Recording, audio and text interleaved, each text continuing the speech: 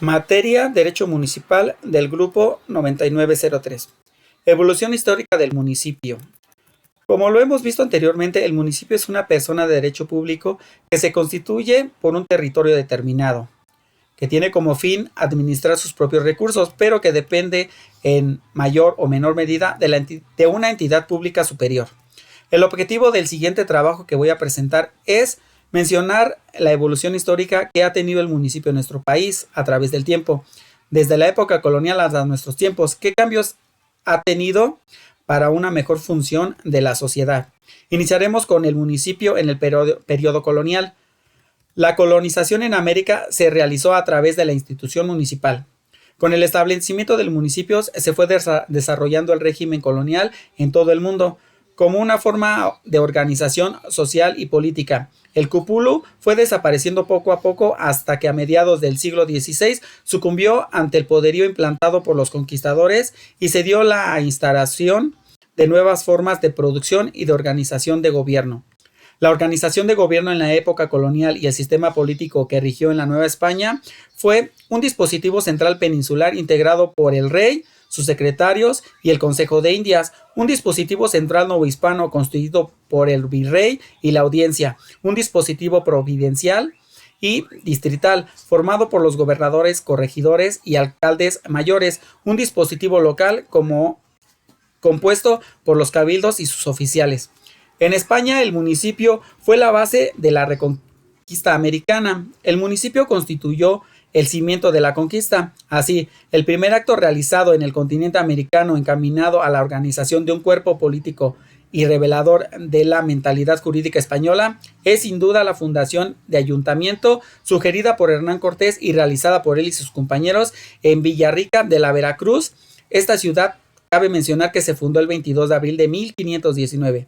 Ya a la caída de Tenochtitlán, Hernán Cortés fundó el 13 de agosto de 1521 en Coyoacán el segundo ayuntamiento que fue a su vez el primero metropolitano. Los primeros municipios coloniales surgieron no como una organización política producto de la exigencia local, sino como una institución jurídico-política de denominación, como título legalizador de los españoles o conquistadores. El México colonial fue dividido en reinos y gobernantes y cada uno de ellos y de estos se subdividía en provincias. Cada provincia contaba con una diversidad de pueblos que debían tener una cabecera. Las cabeceras eran las capitales de las regiones que sostenían una suma determinada de localidades. La organización indígena que antecedió a la corona española o a la conquista fue retomada por los mismos españoles, de tal manera que los jefes de las tribus se convertían en caciques o señores y su ciudad capital se convirtió en cabecera. Como antes siguieron recolectando el tributo con la diferencia de que ahora en lugar de entregarlo al imperio azteca, pues lo entregaban a los españoles. Todas las cabeceras debían implantarse obligatoriamente un cabildo o ayuntamiento, que fue la entidad de gobierno más pequeña de la administración pública hispana. Durante el proceso de conquista, las organizaciones municipales proliferaron rápidamente, pues su creación fue una garantía institucionalizada del poderío español sobre los pueblos indígenas. La sociedad novohispana contó con los cabildos de españoles y cabildos de indígenas que, pues, aunque iguales en su organización en general, existía diferencia entre ellos,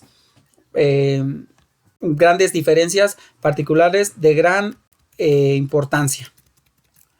Por una parte se encontraban los cabildos indígenas, en los cuales pues únicamente debía tener funcionarios indígenas, pues ya que los habitantes de las comunidades no reconocían como autoridad a los españoles. Sí tenían una jurisdicción en el pueblo, pero estaba limitada a inquirir los delitos y aprender a los delincuentes y llevarlos a la cárcel del pueblo de los españoles del distrito. Con el paso del tiempo, la imposición de una nueva institución y de funcionarios españoles, así como la fusión de la población entre españoles e indígenas, provocaron la disolución de los cabildos indígenas. Por otra parte, los cabildos españoles en los primeros años de la conquista gozaron de cierta independencia en relación con la metrópoli. Por un lado, el escaso número de funcionarios públicos que representaban directamente a la corona española y por otro lado el poder de los conquistadores como responsables directos de las expediciones en tierra novohispana. Esto permitió por un tiempo corto esa independencia. Sin embargo, esto no se prolongó por mucho tiempo, pues los cabildos fueron considerados como partes constitutivas de la corona de Castilla, y la intervención de la monarquía española en los asuntos de sus colonias pues se fue ampliando conforme avanzaba el proceso de colonización, a diferencia de España, donde existían cabildos abiertos, es decir, con convocación y concurrencia de todo el pueblo del lugar. En la Nueva España, salvo el caso de Veracruz y de León, al fundarse la villa, no se tenía noticia de que haya celebrado algún otro cabildo abierto. El cabildo en la Nueva España, cabe mencionar que era cerrado. Ya el municipio era la autoridad competente para reglamentar las actividades de los trabajadores artesanales. El ayuntamiento estaba presidido por el corregidor y constaba de 2 alcaldes ordinarios y un número invariable de regidores. Tenía además un alférez real, un procurador general, un alguacil mayor, un síndico y otros cargos dependientes del cabildo, como eran los diputados de los pobres, los diputados propios que fiscalizaban los fondos, el obrero mayor, los diputados de fiesta, los diputados de policía, los de algóndiga y pósito, el contador, un mayordomo, 2 regidores llamados fieles ejecutores, un fiel encargado de marcar los pesos y un inspector de rastro. Todos los funcionarios atendían las funciones ordinarias de la competencia del cabildo, y en pleno acordaba las medidas de carácter extraordinario. En lo que se refiere a la forma de elección de los cabildos españoles, inicialmente los jefes de las expediciones fueron electos por sus compañeros, o bien se autonombraban representantes del ayuntamiento. Ya en el siglo XVIII, bajo el gobierno de Carlos III, se efectuó una transformación gubernamental. Se estableció el sistema de interintendencias o de intendencias. Estas se encontraban a cargo de funcionarios representantes directos de la corona española, que se llamaban intendentes, los cuales limitaron a gran medida las decisiones de los ayuntamientos novohispanos en lo que se refiere a las finanzas públicas. La independencia de los municipios en relación con la autoridad central se agravó, pues el rey de España dispuso en 1767 el establecimiento de la Ciudad de México, de la Contaduría General, que llevaba el control de todas las municipalidades. En lo sucesivo, la intervención de intendentes de la Nueva España deterioró aún más la autonomía hacendaria en los municipios, pues dichos intendentes tuvieron como función el control de las cuentas municipales. Durante casi todo el periodo colonial, el municipio estuvo subordinado al Estado español. Sin embargo, a fines del siglo XVIII y principios del siglo XIX, el municipio tomó parte activa en el proceso político suscitado en aquel entonces. El grupo de criollos fue comprando en diversidad de puestos municipales y comenzó a manifestarse en contra de la concentración del poder político y de la riqueza detentada por los peninsulares. Al final del periodo colonial, los criollos, a la sombra del ayuntamiento, conspiraron en favor de la independencia, lo que trajo como consecuencia pues la evolución del municipio, ¿no? Entonces, ya la evolución del municipio en la independencia, una vez iniciado el movimiento de independencia en 1810, se formuló el marco jurídico de la nueva organización política mexicana, y al consumarse la independencia en 1821, se dio el Plan de Iguala, el cual reconoció la existencia de los ayuntamientos, pero dejó subsistentes las normas establecidas por la Constitución Española de Cádiz. Durante los primeros años del periodo independiente, la evolución de la institución municipal se vio afectada debido a que el estado de las finanzas públicas atravesaba por una situación crítica debido en gran parte a la fuga de capitales y a los problemas de guerra que tenían semiparalizada la actividad económica y el aumento considerable de los gastos de la administración a causa del crecimiento de la burocracia, pero sobre todo por la necesidad de mantener en pie de guerra un gran ejército. Por otra parte, con su afán de popularidad. Iturbide redujo y suprimió algunas de las contribuciones que prevalecían durante la época colonial, hecho que se tradujo en importante disminución de las fuentes de ingresos. Ya en la Constitución de Cádiz,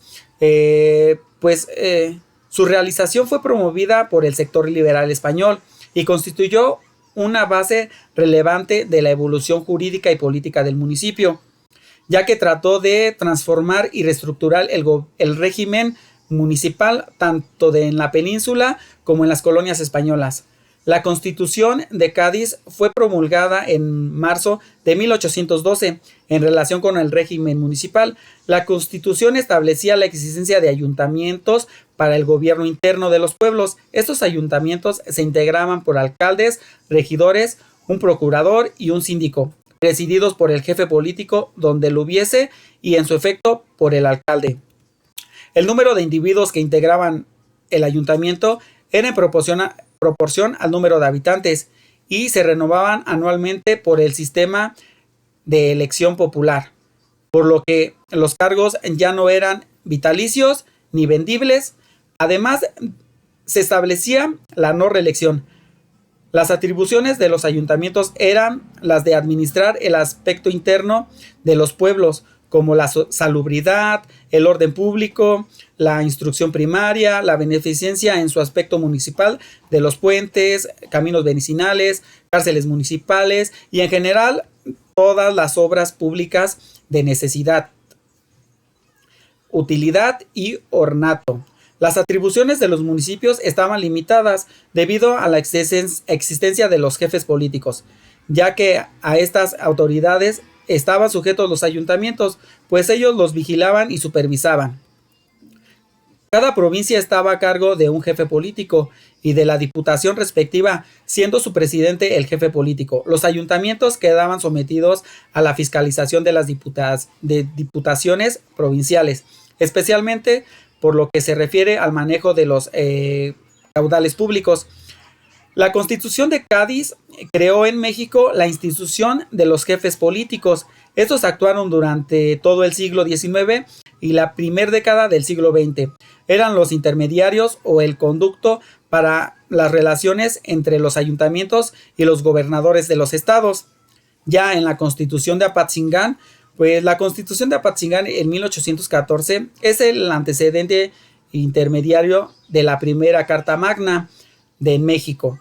A pesar de no haber entrado en vigor nunca, significó un paso fundamental en la lucha de independencia que contribuyó a nuestra libertad, sentando las bases de consolidación del Estado mexicano. Esta constitución pues es destacada básicamente por el reconocimiento de la religión política, así como algunos conceptos de soberanía. Cabe mencionar que en ella pues se dejó en cierta parte, no en cierta parte, a gran medida, se deja de lado pues la función principal del municipio, o sea, no se tocó en ninguno de sus artículos. Ya en la Constitución Federal de 1824, el 4 de octubre de 1824, esta constitución fue aprobada, el acta constitutiva de la Federación Mexicana. En ella se establece la República Federal al manifestar que la nación mexicana adopta su gobierno la forma de república representativa, popular y federal. En la Constitución de 1824 no se hace ninguna referencia a la forma de gobierno de la institución municipal. Ello se debió tal vez a que la institución política obligó a los federalistas a prestar excesiva atención a la empresa de organizar a los estados, dejando de lado la legislación de los municipios. Con esto se dejó en absoluta libertad a los estados para que organizaran sus gobiernos y sus administraciones. Según el artículo 49, 50 y 161, con salvedad de que no se opusiera a esta constitución, ello dio oportunidad para que los estados se dieran a sí mismos una legislación que atendiera mejor sus intereses, costumbres y además demás circunstancias de las localidades. Por tanto, en lo que se respecta a las cuestiones municipales, los ayuntamientos se regularon por muchas de las disposiciones que regían desde la época de la colonia que, por no oponerse a la nueva constitución, no fueron derogados. Al respecto, Ovalle Favela expresa: durante la vigencia de la Constitución de 1824, aunque esta no reguló específicamente el régimen municipal, las constituciones y leyes de los estados sí se encargaron de regularlo, siguiendo los lineamientos de la Constitución de Cádiz.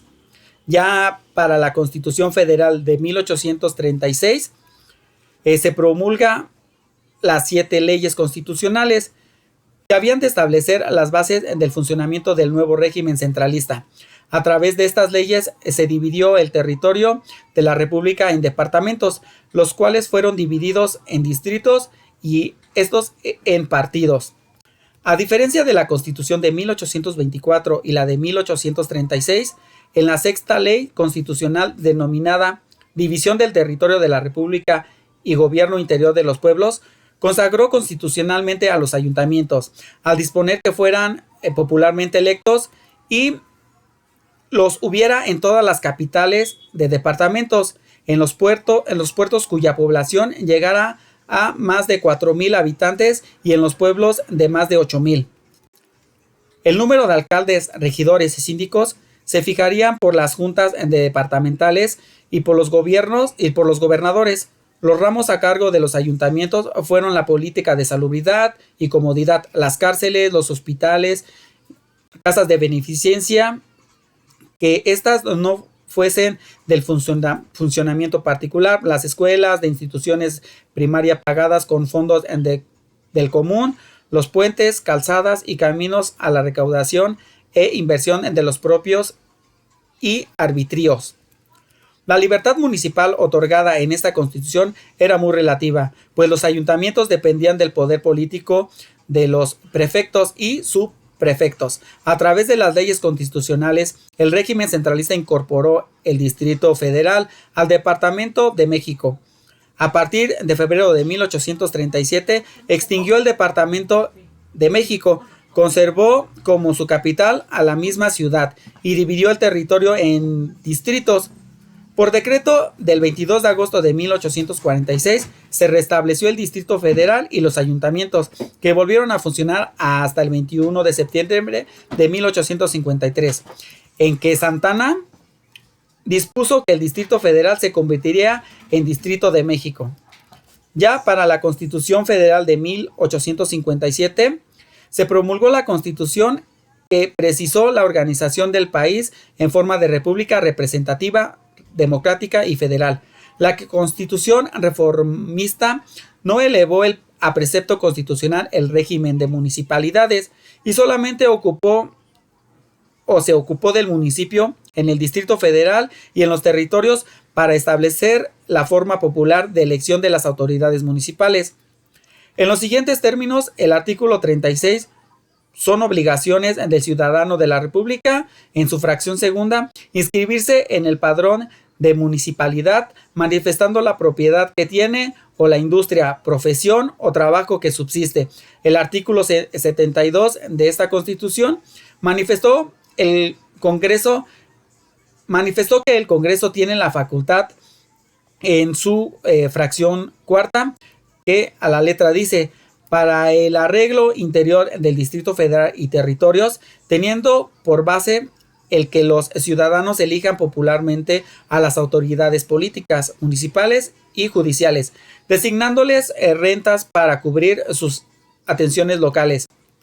Al no haber sido contemplado el municipio por la Constitución Federal de 1857, su regulación quedaba desplazada a las constituciones del Estado, es decir, que los estados de la Federación tenían la facultad de normar y reglamentar sus respectivos regímenes municipales. Después de toda esta serie de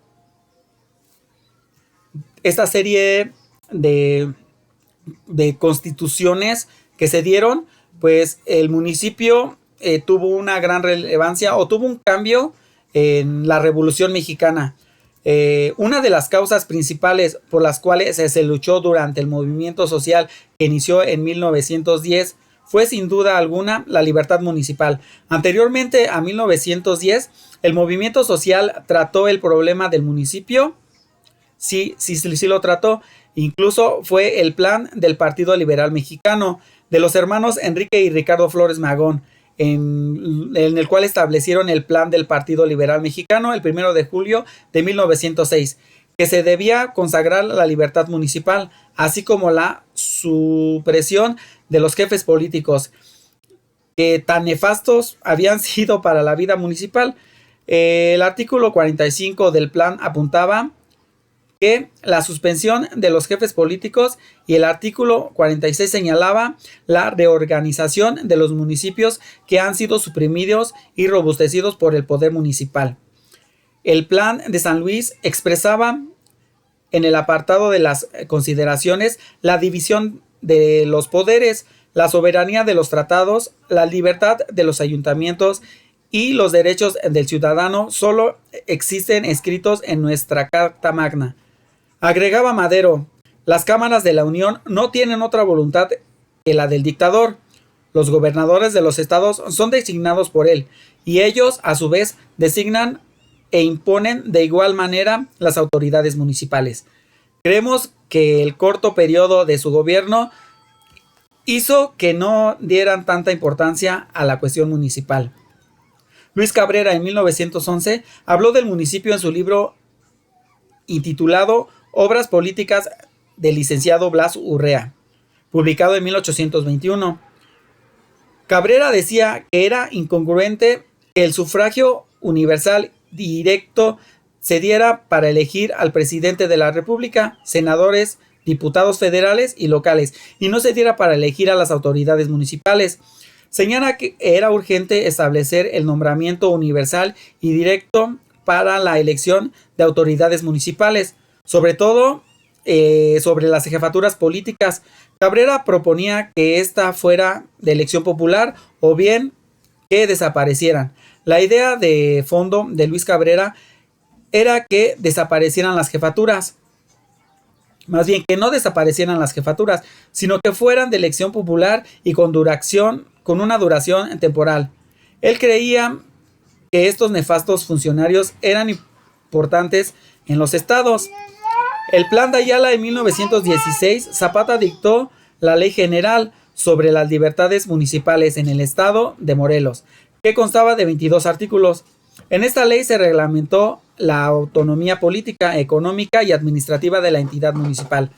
Las medidas dispuestas por Zapata pretendían hacer del municipio una entidad libre de toda tutela gubernativa en lo que se refería al manejo de su hacienda, a la elección de sus funcionarios y a la participación de los vecinos en la organización de sus localidades. Ya en la Constitución de 1917, pues en las constituciones que antecedieron a las de 1917, se observa que el municipio no había tenido la suficiente atención por parte del Estado mexicano. No es sino hasta que el Congreso Constituyente de 1916 y 1917 cuando se elaboró el artículo 115 de la Constitución, el cual abordaba la organización de los estados y municipios. Iniciada la vigencia de la Constitución de 1917, el municipio ocupa el sitial más importante en la vida política, jurídica, económica y social de México. Venustiano Carranza decía: el municipio independiente, que es sin disputa de las grandes conquistas de la Revolución, como es la base del gobierno libre, conquista que no solo da libertad política a la vida municipal, sino que también le dará independencia económica, supuesto que tendrá fondos y recursos propios para la atención de todas sus necesidades, sustrayéndose así la voracidad insaciable del ordinario, que el ordinario ha mostrado a los gobernadores, y en buena ley electoral que tengan a estos completamente alejados del voto público y que castigue con toda severidad toda tentativa para violarlo. Establecerá el poder electoral sobre las bases relacionadas que permitirán cumplir sus cometidos de una manera bastante aceptable.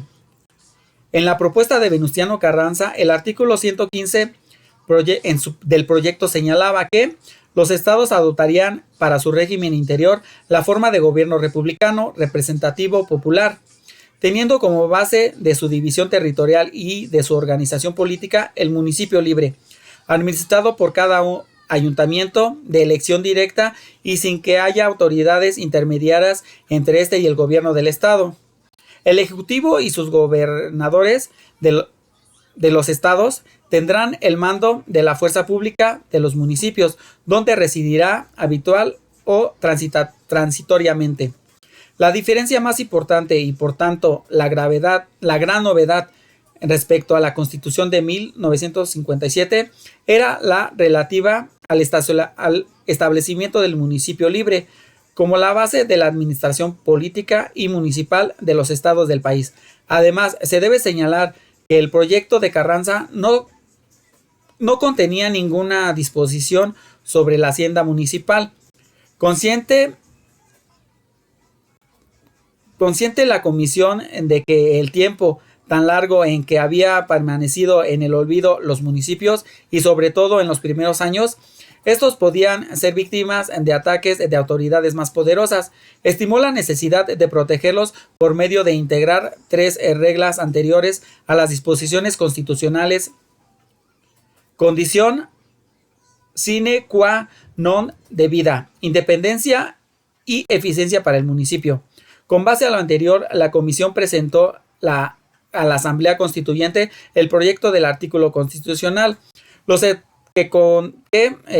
la letra decía: los estados adoptarán para su régimen interior la forma de gobierno republicano representativo popular, teniendo como base de su división territorial y de su organización política y administrativa el municipio libre, conforme a las siguientes reglas.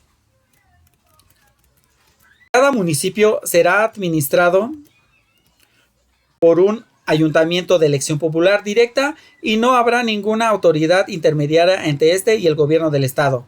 Los municipios administrarán libremente su hacienda, recaudarán todos los impuestos y contribuirán a los gastos públicos del estado en la proporción y término que señale la legislatura local. Los ejecutivos podrán nombrar inspectores para el efecto de percibir la parte que corresponda al estado y vigilar la contabilidad de cada municipio. Los conflictos hacendarios entre el municipio y los poderes de un estado los resolverá la Corte Suprema de Justicia de la Nación en los términos que establezca la ley. Los municipios estarán investidos de personalidad jurídica para los efectos legales. El Ejecutivo Federal y sus gobernadores de los estados tendrán el mando de la fuerza pública en los municipios donde reside habitual o transitoriamente. Después de bastantes y arduas sesiones, el texto original aprobado por el constituyente en 1917 del artículo 115 constitucional, pues quedó de la forma siguiente. Los estados adoptarán para su régimen interior la forma de gobierno republicano representativo popular, teniendo como base de su división territorial y de su organización política y administrativa será el municipio libre, conforme a las bases siguientes. 1. Cada municipio será administrado por un ayuntamiento de elección popular directa y no habrá ninguna autoridad intermediaria entre este y el gobierno del estado. 2. Los municipios administrarán libremente su hacienda, la cual se formará de las contribuciones que señalan las legislaturas de los estados y que, en todo caso, serán las suficientes para atender las necesidades municipales. Y 3. Los municipios serán investidos de personalidad jurídica para todos los efectos legales. El Ejecutivo Federal y los gobernadores de los estados tendrán el mando de la fuerza pública en los municipios donde reside habitualmente o transitoriamente. Los gobernadores constitucionales no podrán ser reelegidos ni durar en su cargo más de 4 años. Son aplicables a los gobernadores, sustitutos o interinos las prohibiciones del artículo 83. El número de representantes de las legislaturas de los estados será proporcional al número de habitantes de cada uno, pero en todo caso el número de representantes de una legislatura local no podrá ser menor al 15 diputados propietarios. En los estados, cada distrito electoral nombrará un diputado propietario y un suplente. solo podrá ser gobernador constitucional de un estado un ciudadano mexicano de nacimiento y nativo de él, o con vecindad no menor a 5 años inmediatamente anteriores al día de la elección. Esta constitución ha tenido varias reformas en su artículo 115. Pues la primera se dio el 20 de agosto de 1928. Sin embargo, cabe mencionar que esta reforma no se hace referencia al municipio. En la segunda reforma del 29 de abril de 1933 tampoco se habla de los municipios. En la tercera reforma tampoco se hace mención o alusión al municipio. Ya hasta la cuarta reforma, que se dio el 12 de febrero de 1947, pues fue donde se vio la participación de la mujer en las funciones electorales relativas a la designación de los miembros del ayuntamiento, tanto para elegir a los municipios o regidores como para ser nombrada para cargos de estos. La quinta reforma ocurrió el 17 de octubre de 1953. Por medio de esta se derogó lo relativo al voto activo y pasivo de la mujer para elecciones municipales. El motivo de esta reforma era que se incorporaba al artículo 34 constitucional de plena capacidad ciudadana a la mujer para que participara en las actividades político-electorales del país. Es conveniente señalar que las legislaturas de los estados se había negado a incorporar en la constitución local y leyes electorales de los estados el precepto que diera eficacia a la fracción 1 del artículo 115 constitucional en lo relativo al voto de la mujer en las elecciones municipales. La séptima reforma se dio el 6 de diciembre de 1977 y consistió en introducir el sistema de diputados en minoría en la elección de las legislaturas locales y principios de representación proporcional en la elección de ayuntamientos y de los municipios que tuvieran una población de 300,000 o más habitantes. La octava reforma tuvo verificativo el 3 de febrero de 1983 y trató de asegurar al municipio la libertad política, económica, administrativa y de gobierno.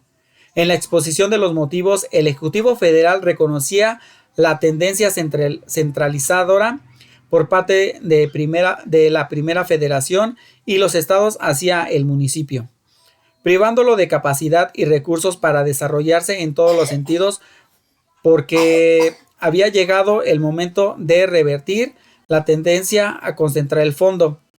El Ejecutivo Federal argumentaba: estamos conscientes de la redistribución de competencias que habremos de emprender, comenzar por entregar o devolver al municipio todas aquellas atribuciones relacionadas con la función primordial de esta institución, el gobierno directo de la comunidad básica.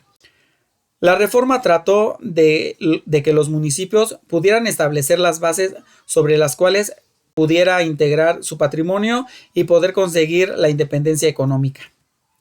La hacienda municipal, consagrada en su nueva fracción 4, fue la inspiración de los constituyentes de 1917. Con esta reforma se pensó dar avance financiero a los municipios. La reforma sienta las bases para la transformación y fortalecimiento de la vida municipal. La novena reforma en la iniciativa presidencial enviada al constituyente permanente en diciembre de 1986 se planteó una reforma en el artículo 115 constitucional con el objeto de perfeccionar el orden jurídico. La propuesta consistía en una reubicación del artículo 46, 115 y 116 de la Constitución. Por un lado, el artículo 46 se refería a los estados que tuviesen pendientes cuestiones de límites, y por otro lado, el artículo 116 contenía la sanción del Congreso de la Unión que debía a los convenios amistosos a través de los cuales los estados arreglarían entre sí sus conflictos de límites. Al ser coincidentes la iniciativa que se planteó en el artículo 116 pasaría a unirse al 46 constitucional. Para el artículo 115 se proponía que se estableciera únicamente las bases generales de organización municipal, mientras que para el artículo 116 se planteaba por iniciativa que recogiera las normas generales de organización de las entidades federativas. Por lo anterior, fue necesario derogar las fracciones 9 y 10 del artículo 115. Sin embargo, se estimó conveniente modificar la fracción 8 para insertar que las leyes de los estados introducirán al principio de representación proporcional en la elección de los ayuntamientos de todos los municipios. Asimismo, se pensó que se debía unir a estas fracciones o a esta fracción 8 lo referente a la cuestión de las relaciones de trabajo entre municipios y los trabajadores, que se rigieran por leyes que expidan las legislaturas de los estados con base a lo dispuesto en el artículo 123 de esta Constitución. Hasta ese momento se contemplaban la fracción 9.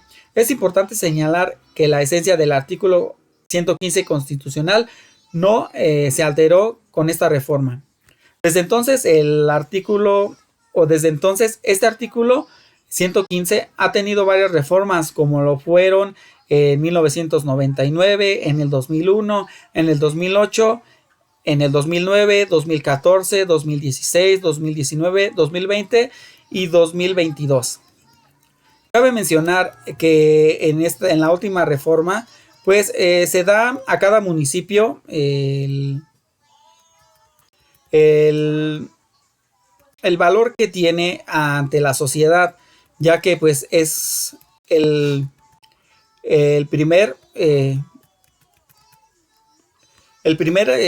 paso o es la primera autoridad que tiene a su cargo las funciones y los servicios públicos, como por ejemplo el agua potable, drenaje, alcantarillado, tratamiento y disposición de sus aguas residuales, el alumbrado público, la limpia, recolección, etcétera. Adicional que el municipio, pues es la autoridad, el municipio es la unidad territorial, política y administrativamente organizada en la jurisdicción y con sus habitantes de selección de provincia, base del ordenamiento territorial y del Estado unitario y democrático. Es por ello que el municipio es la base para lograr el desarrollo de México y por ello es importante fortalecer sus capacidades para convertirse en el motor de la competitividad y el crecimiento económico en el país, en México.